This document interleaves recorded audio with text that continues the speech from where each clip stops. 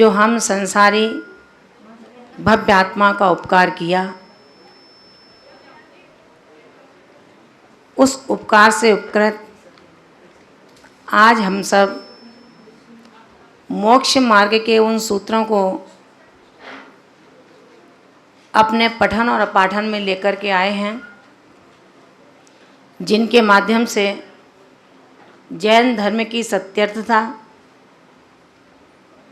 श्रावक के मानवीय गुण और साधक की परम उपलब्धता का हेतु क्या है। आचार्य कुंद भगवंत ने रेणसार ग्रंथ के अंतर्गत जहाँ मोक्ष का मूल सम्यक दर्शन को बताया, और ऐसा सम्यक दर्शन जिसको प्राप्त करने वाला आत्मा 44 दोषों से रहित और 77 गुणों से युक्त होता है, जो देव शास्त्र गुरु की भक्ति में निरत, संसार शरीर भोगों से निर्विण्ण यानी कि रहित और पंच गुरुओं की शरण में रत्नत्र से संयुक्त होता है, वही शिव सुख का राही बन पाता है। आचार्य भगवंत ने कहा कि वो श्रावक पुण्यवान हैं, धर्मवान हैं, भव्य हैं, जिन्होंने अपने कर्तव्यों को पूरी निष्ठा के साथ में पालन करने का उद्देश्य ही बना रखा है। अपने कर्तव्यों को करते समय ऐसा भव्य श्रद्धालु आत्मा जो अभी संसार में जरूर है, लेकिन संसार उसके भीतर दिखाई नहीं देता है, ऐसा वो भव्य आत्मा अपने कर्तव्यों को करता हुआ समुचित क्रियाओं से धर्म की पगडंडी पर बढ़ता है। और यही कारण है, इसीलिए जैन दर्शन में ग्रस्त जीवन, ग्रस्त धर्म को परंपरा से मुक्ति का कारण कहा है, और यति धर्म साक्षात मुक्ति का कारण है। आज आचार्य भगवान हमें ये प्रेरित और प्रेरणा दे रहे हैं 10वीं कारिका में कि आखिर सम्यक दर्शन का संसार, सम्यक दृष्टि का संसार कैसे कम हो जाता है, क्या कारण है जिसके कारण सम्यक दृष्टि, सम्यक दर्शन को प्राप्त करने के बाद इस दीर्घ संसार में रुलता नहीं है। उन्होंने कहा, दानम पूयाशीलम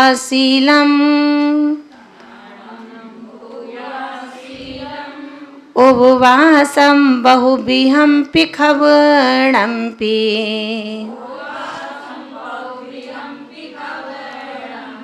सम्मजुदं मोक्षसुहं सम्विणादीह संसारम् दानं पूयाशीलम्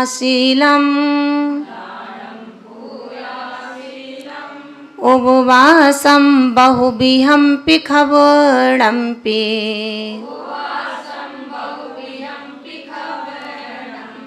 सम्मजुदं मोक्षसुहं सम्विणादीह संसारम्। आचार्य, हाँ आप लोग बोलें एक बार।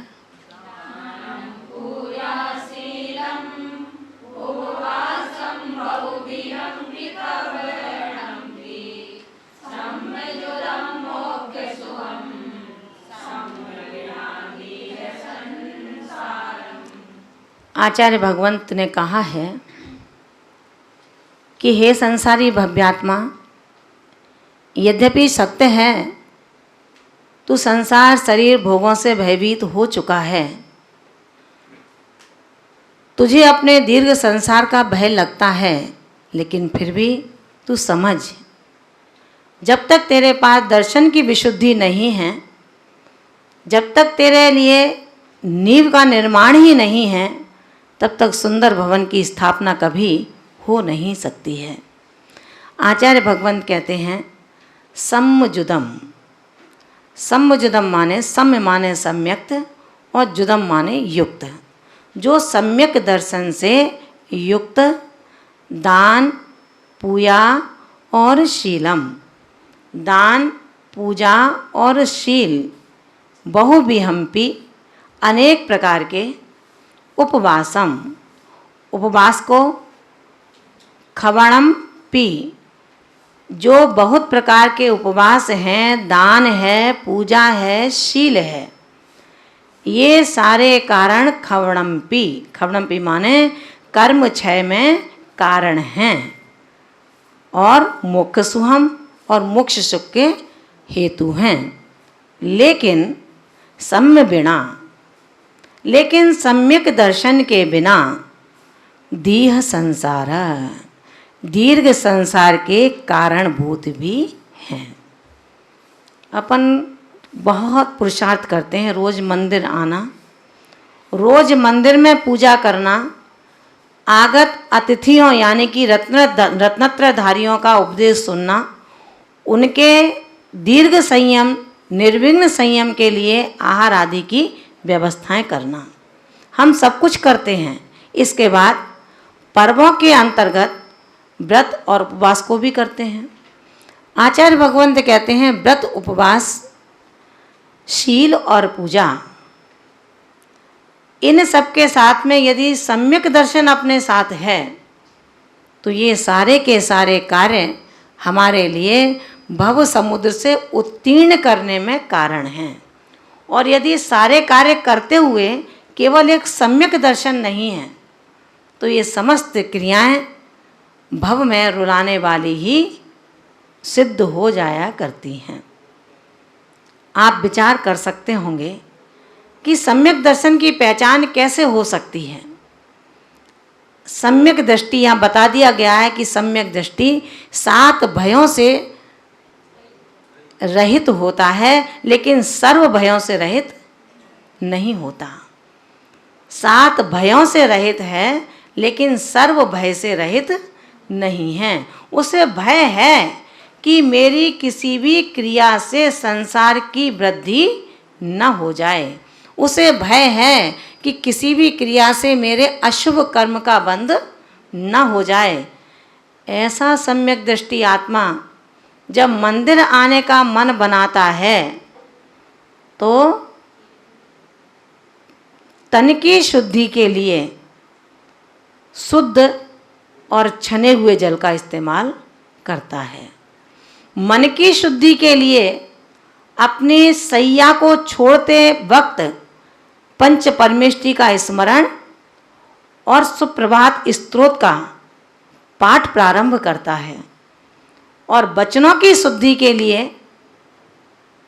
केवल जिनेंद्र प्रभु की देशना का प्रलाप मेरी रसना पर हो, मधुरता और सीमित वचनों की श्रृंखला मेरे पास में हो, ये सम्यक दृष्टि का विचार होता है।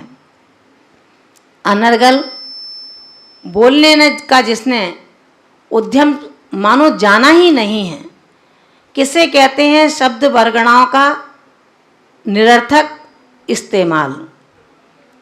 आचार्य भगवंत कुंद कुंद स्वामी यही कहते हैं कि हे मित्र, तू अपने मित्र को भी संबोधित कर कि मैं रोज मंदिर जाता हूँ, तू भी रोज मंदिर जाया कर।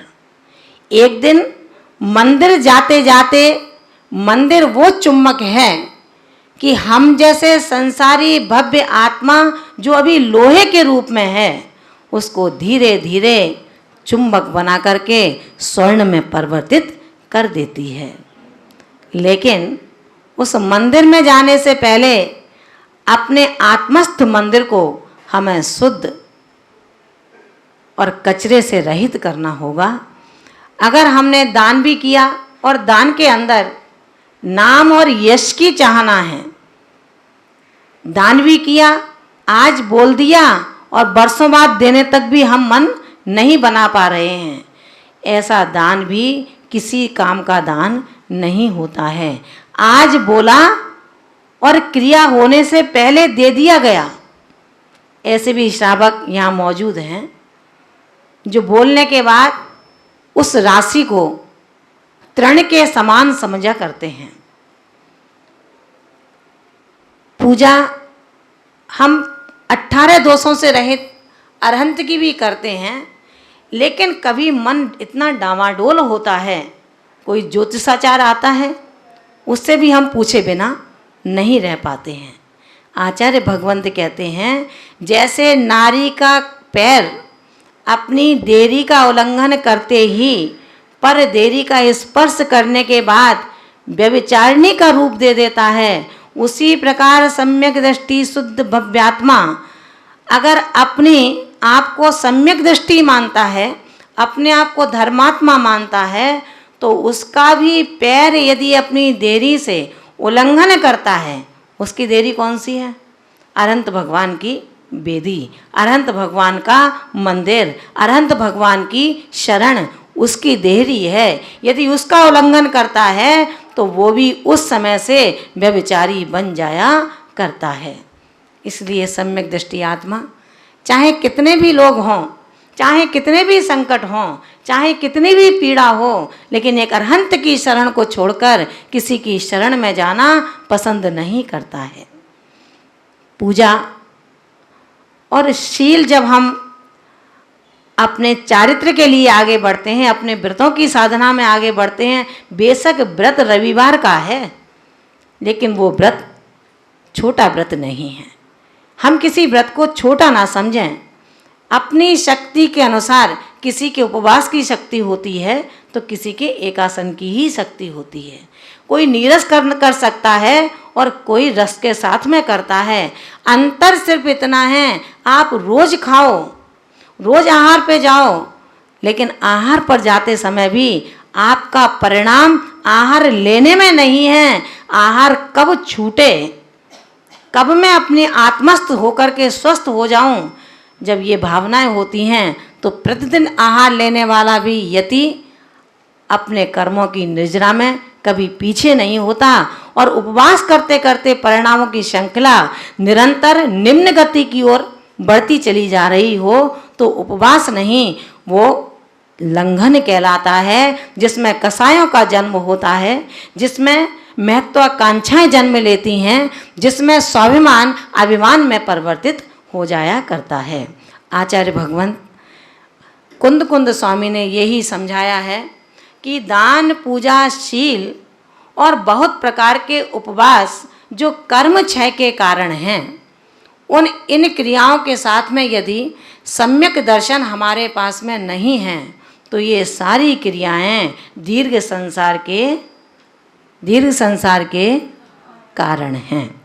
अपने आप हमें ये निर्णय करना है कि मेरा संसार इस दामन में भी कभी बढ़ तो नहीं रहा, मेरा संसार इस मोक्ष मार्ग पर आने के बाद भी कहीं दीर्घ तो नहीं हो रहा। यदि संसार दीर्घ होता है तो ये चोला, ये पद, ये क्रियाएं हमारे लिए गज स्नानवत हो जाया करती हैं।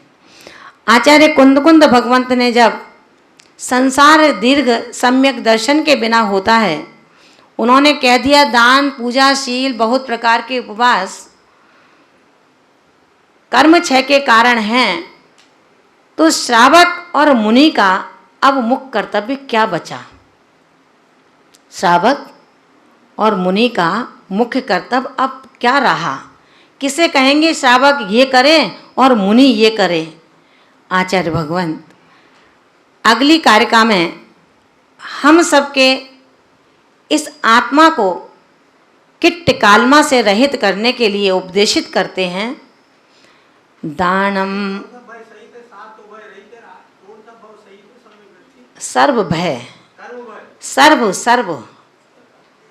सर्व भय से रहित है, सप्त भय से रहित है और सर्व भय से सहित है। सर्व भय का तात्पर्य है कि हर समय अपनी क्रियाओं में इतना ध्यान रखता है कि किसी भी करनी से मेरा अशुभ बंध ना हो जाए, किसी भी करनी से मेरा संसार दीर्घ ना हो जाए, उसे ये भय है। बाकी आकस्मिक भय नहीं है, वेदना भय नहीं है, मरण भय नहीं है, अरक्षा भय नहीं है, उसे कोई भय नहीं है इस तरह के, लेकिन संसार की दीर्घता उसके भय का कारण है। आचार्य भगवंत अब कहते हैं, मुनि और श्रावक का मुख्य धर्म आखिर होता क्या है, किस धर्म का श्रावक पालन करे और किस धर्म का साधु पालन करें। आचार्य कुंद कुंद भगवंत की अनुशासन दंड संहिता श्रावक और साधु दोनों को बहुत ही सचेत करती है। अगर फिर भी श्रावक और साधु ना संभल पाए तो रास्ता बताने के बाद भी यदि कोई गड्ढे में गिरता है तो वो उसकी अज्ञानता और नादानी कही जाती है। आचार्य भगवंत कहते हैं, दानम पूया मुखम। आचार्य भगवंत कहते हैं, सावय धम्मे, श्रावक का धर्म क्या है। सावय धम्मे, श्रावक का धर्म, श्रावक धर्म में दानम पूयाम, दान और पूजा मुख्यम, मुख्य है। श्रावक के धर्म में दानम पूयाम, दान और पूजा मुख्यम, मुख्य है। तेण, तेण माने उसके, बिना माने बिना, सावय श्रावक ना नहीं होता है।